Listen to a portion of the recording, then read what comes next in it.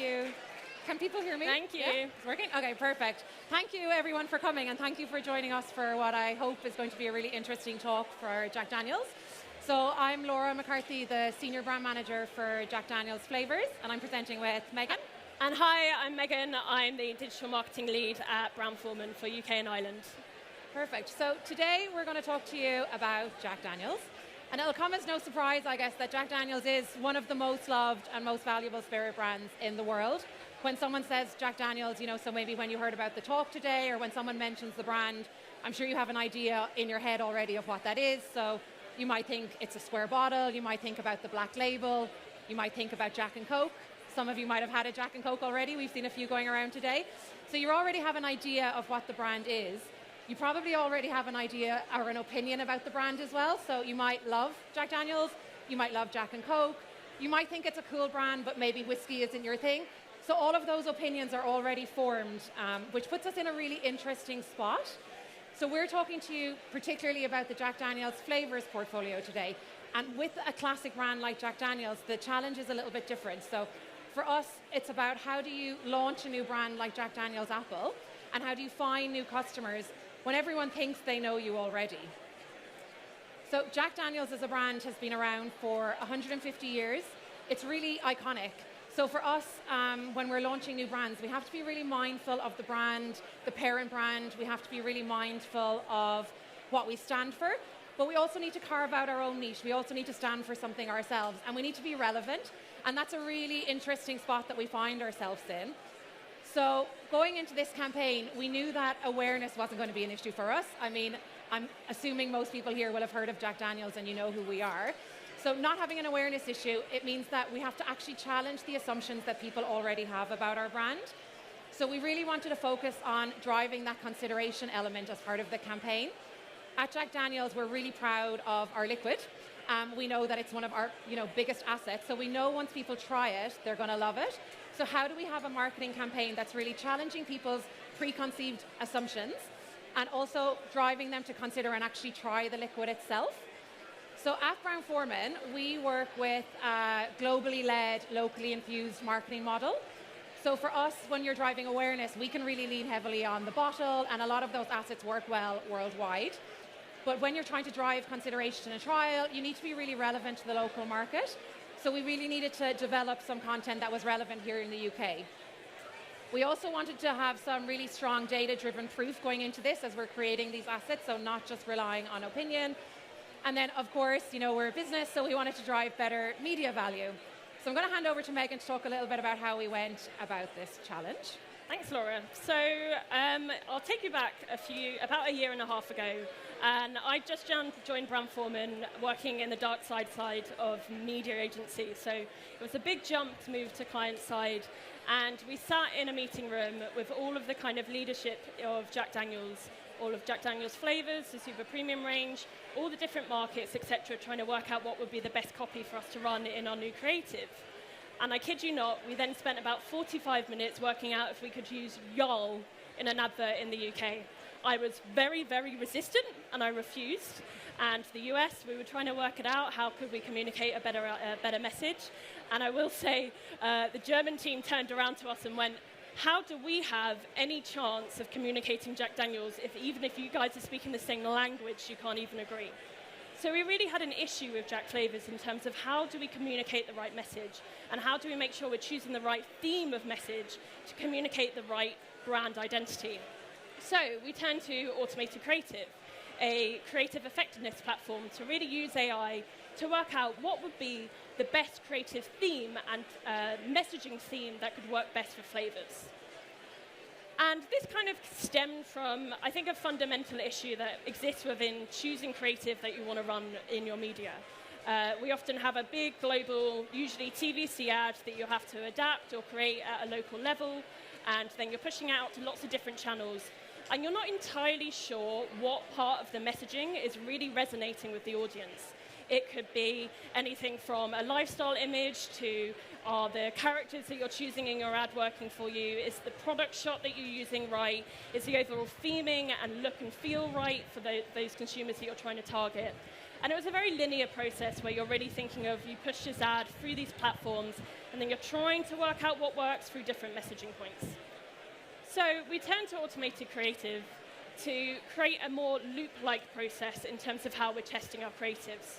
So we took all of the different themes and ideas that we wanted to test in terms of the asset, and we pushed it into different channels, so Snapchat and Meta, and then we worked out across a period of over a month which assets were working best on these different platforms. And then we would then take those best performing assets and re-put those through the loop and really test on the different platforms what worked best for us. And there was a number of different assets. I mean, there's a few up here that you can see. And there's a few different touch points that we were really trying to work on and really trying to understand when approaching this liquid. For instance, we were testing whether people liked honey flavor or apple flavor, whether people were interested in the serve, whether people were interested in the lifestyle versus product shot. There was hundreds of different messaging themes that we were trying to understand, and it was really a bit of a minefield as to how to work out what was performing best for us. So the result of this test ended up being that we got a real great insight into the overall theming that worked for us and what resonates with our consumers and what messaging works best for our consumers. So, are you ready for a quiz? Yeah? Excitement. Which of these themes do you think worked best for our audiences? So, serve education, apple and lemonade, range, which is the product of apple and honey, refreshment messaging, or an occasion messaging. Raise your hands if you think it was serve education.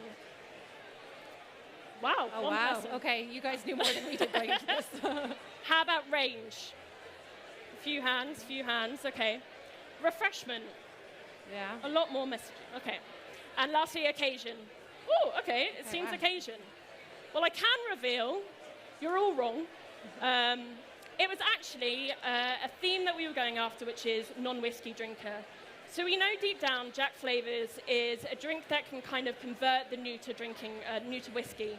Jack Daniel's has got such a brand that's known, and it's such an iconic whiskey that sometimes people are immediately turned off at the idea if they don't like whiskey. And Flavors really bridges that gap for us to enable us to appeal to those who maybe don't normally drink whiskey. And this test essentially allowed us to confirm that those non-whiskey drinkers are the ones that are most engaged with our assets.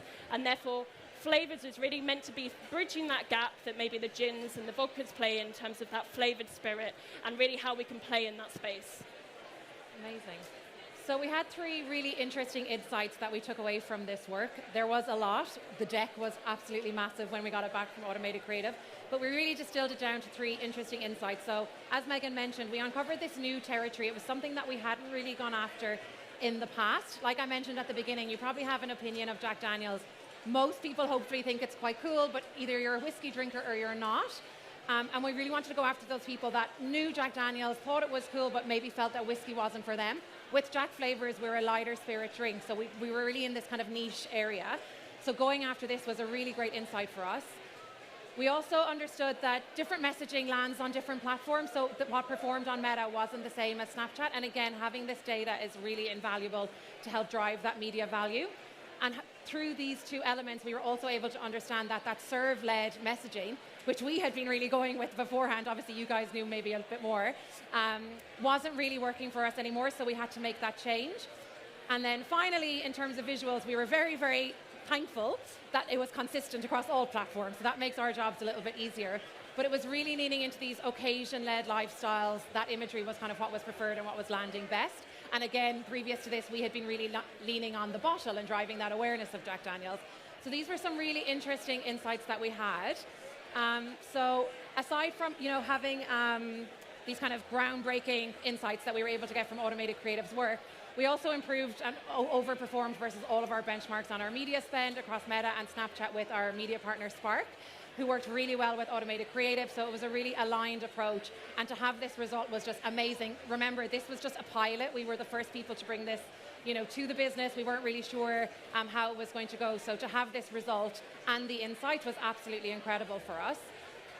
So we didn't stop there. So even though we started this as a digital kind of campaign, we had these insights, so what did we want to do with them? And working on social and digital, we're able to, it's a little bit of a more cost-effective source of media. Out of home is a really big part of our media campaign as well, and you can see here as an example of what we used to go with for our previous out of home campaigns. So really focusing on the serve, really leaning in on the awareness piece with the bottle and getting that message across. So we've taken all of those insights around occasion, around lifestyle, leaning in with taste-forward cues, and we've created this new out-of-home campaign for the UK, which we absolutely love. And we went live with this last Easter. So this is going to be kind of our new visual moving forward for the rest of the summer. But we went live with this at Easter time, and as you can see, it's a massive step change from where we were before. And we were able to do some testing on it as well. So not only do we have the insights from automated creative and that it works on digital and social, we also have these insights now where we know that by optimizing our out-of-home, we have been delivering best-in-class scores within Brown-Forman for attention, engagement, enjoyment, and recall.